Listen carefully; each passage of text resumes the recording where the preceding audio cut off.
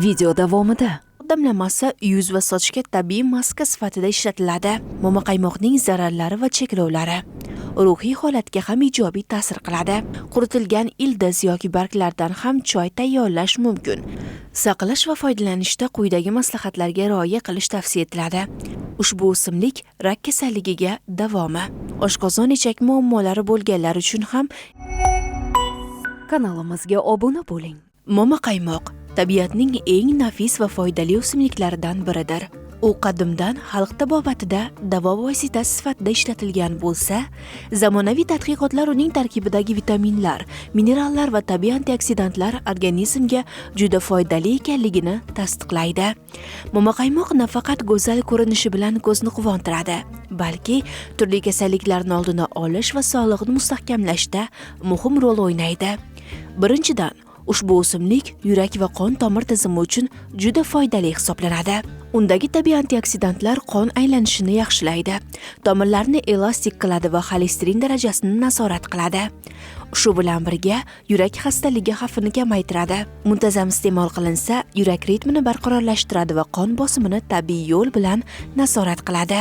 Masalan, quritilgan momaqaymoq gulini issiq suvga solib damlab ichish yurak faoliyatini qo'llab-quvvatlaydi. Ikkinchidan, u immun tizimini mustahkamlashda katta samara beradi. Tarkibidagi vitaminlar va minerallar organizmning kasalliklarga qarshi kurashishini kuchaytiradi. Ayniqsa, sovuq mavsumda shamollash va grippdan himoya qiladi. Shu bilan birga u stress va charchoqni kamaytiradi hamda umumiy energiya darajasini oshiradi. Quritilgan ildizini qaynatib choy sifatida ichish esa immunitetni yanada mustahkamlaydi. Momaqaymoq hazm qilish tizimi uchun ham foydalidir. U oshqozon ichak faoliyatini tartibga soladi, gaz va qorin shishini kamaytiradi, ichak mikroflorasini barqarorlashtiradi. Ovqat bilan birga iste'mol qilinsa, hazm qilishni osonlashtiradi va oziq moddalarning yaxshiroq so'rilishiga yordam beradi. Masalan, momaqaymoq gulini iliq suvga solib ichish ovqat hazm bo'lishini yaxshilaydi. Shuningdek, u teri va soch salomatligi uchun ham samarali vosita. Uning tabiiy tarkibi terini yumshatadi, yallig'lanish va qizarishni kamaytiradi, terining namligini saqlashga yordam beradi, sochlarni mustahkamlab, sinishini kamaytiradi va ularning sog'lom o'sishini rag'batlantiradi. Shu sababli momaqaymoq damlamasi yuz va sochga tabiiy maska sifatida ishlatiladi. Momaqaymoqning yallig'lanishga qarshi tabiiy xususiyati ham katta ahamiyatga ega. U organizmdagi shish va og'riqlarni kamaytiradi. Bo'g'im yallig'lanishi yoki mushaklar tarangligini yengillashtirishda foydalidir. Damlamasi va choyi uy sharoitida tayyorlanib, tabiiy davo vositasi sifatida qo'llanadi. Bundan tashqari, momaqaymoq ruhiy holatga ham ijobiy ta'sir qiladi. U tinchlantiruvchi xususiyatga ega bo'lib, stress va charchoqni kamaytiradi, kayfiyatni ko'taradi va uyqu sifatini yaxshilaydi. Shu bois damlamasi ish yoki o'qishdan so'ng ichilsa, ruhiy tinchlikni ta'minlaydi. Shu bilan birga momaqaymoq organizmdan ortiqcha suyuqlikni chiqarishda va kundalik faoliyatni qo'llab-quvvatlashda samara beradi. Momaqaymoq o'simligi nafaqat go'zal va ko'zga yoqimli, balki sog'liqni mustahkamlashda mo'jizaviy vosita hisoblanadi. Shu bois tabiatning bu inoyatini qadrlash va uni turli shaklda iste'mol qilish sog'liqni saqlash va hayotni sifatli qilishda hissa qo'shadi. Momaqaymoqning zararlari va cheklovlari. Ushbu o'simlik ko'plab foydalarga ega bo'lsa-da, ba'zi hollarda uni ehtiyotkorlik bilan iste'mol qilish lozim. Birinchi navbatda allergiyaga moyilligi bor shaxslar uchun momaqaymoqdan foydalanish tavsiya qilinmaydi.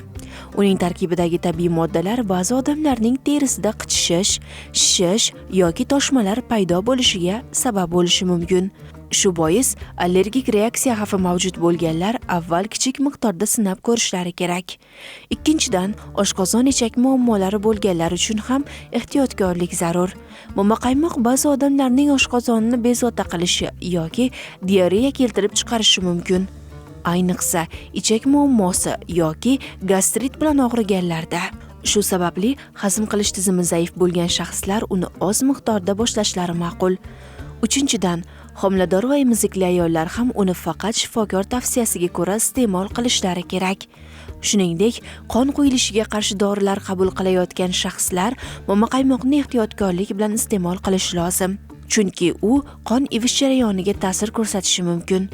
Xulosa qilib aytganda, momaqaymoq o'simligi ko'plab foydali xususiyatlarga ega bo'lsa-da, allergiyasi borlar, oshqozon ichak muammosi mavjud shaxslar, homilador yoki emizikli ayollar hamda qon ivishiga ta'sir qiluvchi preparatlar qabul qilayotgan odamlar uchun ehtiyotkorlik talab etadi. Har bir shaxs uni iste'mol qilishdan oldin oz miqdorda sinab ko'rishi yoki shifokor bilan maslahatlashishi muhimdir. Momaqaymoq choyi nafaqat mazali, balki sog'liq uchun foydali ichimlik hisoblanadi. U qadimdan xalq tabobatida ishlatilib, turli kasalliklarni oldini olish va umumiy salomatlikni mustahkamlashda qo'llanilgan. Choyni tayyorlash juda oddiy.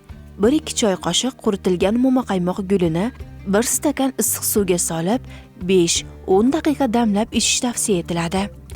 Shuningdek, quritilgan ildiz yoki barglardan ham choy tayyorlash mumkin, lekin ildiz choyi biroz kuchliroq ta'mga ega bo'ladi. Momaqaymoq choyi bu nafaqat mazali va tabiiy ichimlik, balki sog'liqni mustahkamlash va turli kasalliklarni oldini olishda foydali vositadir. Uni kun davomida 1-2 marotaba iste'mol qilish tavsiya etiladi. Lekin allergiya yoki oshqozon muammosi bo'lganlar avval oz miqdorda sinab ko'rishlari lozimligini eslatib o'tdik. Momaqaymoqni saqlash va foydalanish. Momaqaymoq o'simligi nafaqat foydali, balki to'g'ri saqlanganida uning barcha tabiiy xususiyatlarini uzoq vaqt saqlab qolish mumkin. O'simlikning gullari, barglari va ildizlari turli shakllarda saqlanishi mumkin. Quritilgan, muzlatilgan yoki yangi holatda ishlatiladi. Quritish usuli eng ko'p qo'llaniladi. Quritilgan gullar va barglar quruq, salqin va qorong'u joyda saqlanishi tavsiya etiladi. Qog'oz paketlarda saqlash ularning namlikni yutib olishi va chirishini oldini oladi. Quritilgan ildizlar esa yaxshilab tozalangach, kichik bo'laklarga bo'linib, quruq idishlarda saqlanishi mumkin. Shu tarzda ular bir necha oy davomida o'z xususiyatlarini saqlaydi. Muzlatish usuli ham samarali hisoblanadi.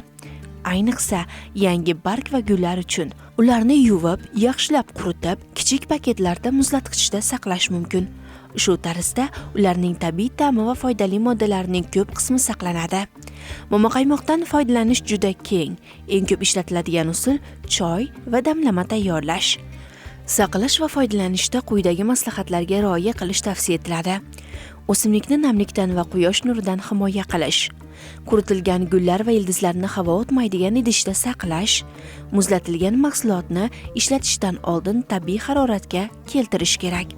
Choy yoki damlama tayyorlashda o'lchovga e'tibor berish.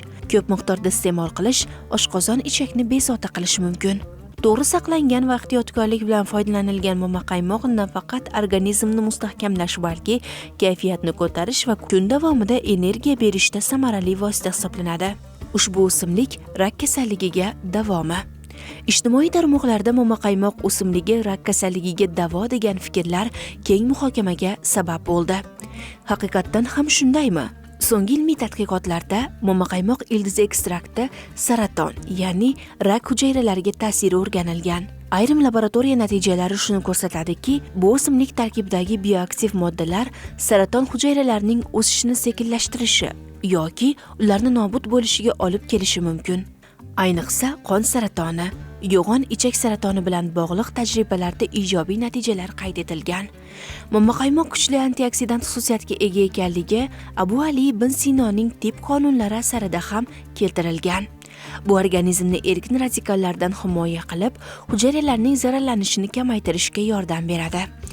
Shuningdek, u yallig'lanishga qarshi ta'sir ko'rsatib, immun tizimini qo'llab-quvvatlaydi. Bu omillar saraton kasalligiga qarshi umumiy himoyani kuchaytirishda muhim bo'lishi mumkin.